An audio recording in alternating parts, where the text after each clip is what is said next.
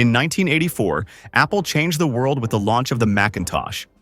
Fast forward 4 decades, and the MacBook has become an icon of sleek design, cutting-edge performance, and creative freedom.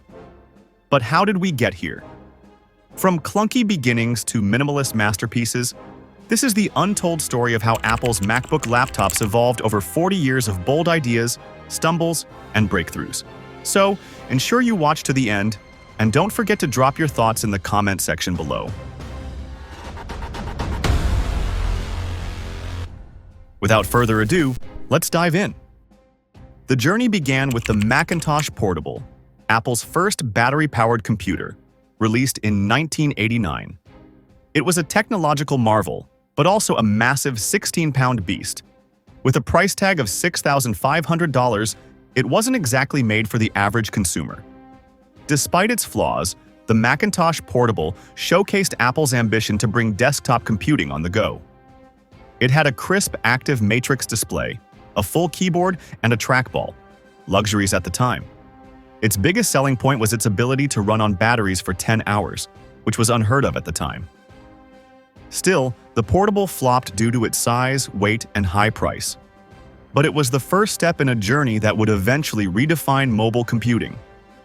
In 1991, Apple corrected course with the launch of the PowerBook 100 series, a product line that redefined what a laptop should look like. These laptops introduced a more compact form factor and a new layout that included palm rests and a centrally positioned pointing device. The design was so influential that it became the industry standard. Apple continued refining the PowerBook line, introducing innovations that shaped the laptop market. The PowerBook 500 series in 1994 was the first laptop with a trackpad, stereo speakers, and Ethernet port. In 1997, the PowerBook G3 was introduced, becoming Apple's first G3 processor-based notebook, powerful enough for creatives and business users alike. Then came the PowerBook G4 in 2001, wrapped in titanium and later aluminum. This sleek machine became the poster child of professional laptops, adored for its build quality and performance. Yet, it had one key limitation. It ran on PowerPC chips, which were slowly falling behind Intel's faster and more power-efficient CPUs. By the early 2000s, Apple laptops struggled with overheating, poor battery life, and compatibility issues. Then came a seismic shift. In 2005, Steve Jobs shocked the tech world by announcing that Apple would abandon PowerPC in favor of Intel processors. Many were skeptical, but the move proved to be a masterstroke. By early 2006, Apple had launched the first Intel-based MacBook Pro, replacing the PowerBook G4. It offered a new aluminum design, improved battery life, and a significant leap in performance. Shortly after, the consumer-oriented MacBook replaced the iBook line. This new MacBook featured a polycarbonate body, a built-in iSight webcam, Apple's first use of MagSafe charging, and Intel's Core Duo processors. The transition opened up exciting new possibilities, like running Windows on a Mac via Boot Camp, making the MacBook more practical and powerful than ever. 2008 marked a major milestone in the MacBook's evolution. Apple unveiled the Unibody MacBook Pro, crafted from a single block of aluminum using CNC machining. This not only improved durability but made the laptop thinner, sleeker, and sturdier. It also introduced a larger multi-touch glass trackpad, improved thermal performance, LED backlit displays, and better speakers. But what really stole the show was the MacBook Air. When Steve Jobs famously pulled it out of a manila envelope on stage, it stunned the world. At just 0.76 inches thick, it was the world's thinnest laptop. Before I continue, if you are new to Inventions Flex, please subscribe below and turn on the notifications so that you don't miss out on our great videos on ancient and modern tech inventions that changed history. Having said that, let's dive back in. Initially criticized for its lack of ports and power, the Air came into its own by 2010 when it received upgraded internals and a more affordable price. It soon became Apple's best-selling Mac, especially popular among students and frequent travelers. During this time, features like Thunderbolt ports, backlit keyboards, and flash storage became standard across Apple's lineup. In 2012, Apple introduced the Retina MacBook Pro, boasting a high-density display that delivered stunning image quality. It was an instant favorite among creatives, designers, video editors, and photographers. Then in 2015, Apple pushed the boundaries of minimalism with the ultra-thin 12-inch MacBook. It featured a single USB-C port, no MagSafe, and introduced a controversial butterfly keyboard. While the design looked great, users missed the familiar connectivity and found the keyboard unreliable. In 2016, Apple doubled down with the Touch Bar MacBook Pro. It removed all traditional ports in favor of USB-C and introduced the dynamic OLED Touch Bar above the keyboard. However, many users preferred physical function keys, and the butterfly keyboard issues only worsened. Despite the elegant exterior, this period saw mounting criticism and multiple repair programs. Apple needed another breakthrough, and it came in 2020. After years of frustration with Intel's thermal limitations and manufacturing delays, Apple took matters into its own hands. Enter Apple Silicon. The debut of the M1 chip marked the beginning of a new era.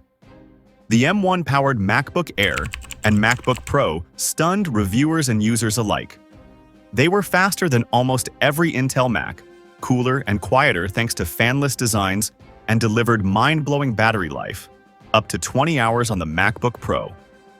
This wasn't just an upgrade, it was a full-blown revolution. Apple's M1, M2, and now M3 chips, built on ARM architecture, allowed for tighter integration between hardware and Mac OS. The M1 Pro and Max took things further, adding even more CPU and GPU power for professional workflows. The 2021 MacBook Pros brought back beloved features like HDMI, SD card slots, and MagSafe charging, balancing functionality with performance. Meanwhile, the newer MacBook Air models with M2 and M3 chips offered stunning displays, silent operation, and refined unibody designs. At the high end, the M3 Max-powered MacBook Pros now outperform even some desktop-class machines in video editing, 3D modeling, and AI tasks.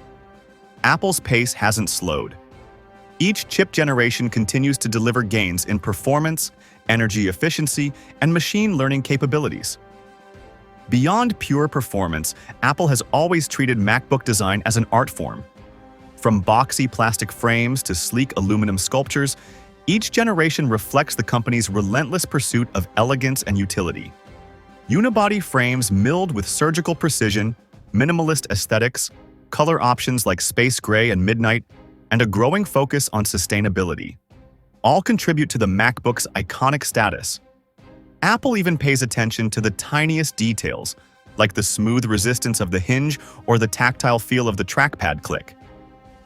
Everything is deliberately engineered to feel intuitive and premium.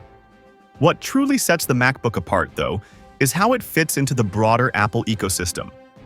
It doesn't just work well, it works in harmony with other devices. Start writing an email on your iPhone, finish it on your Mac.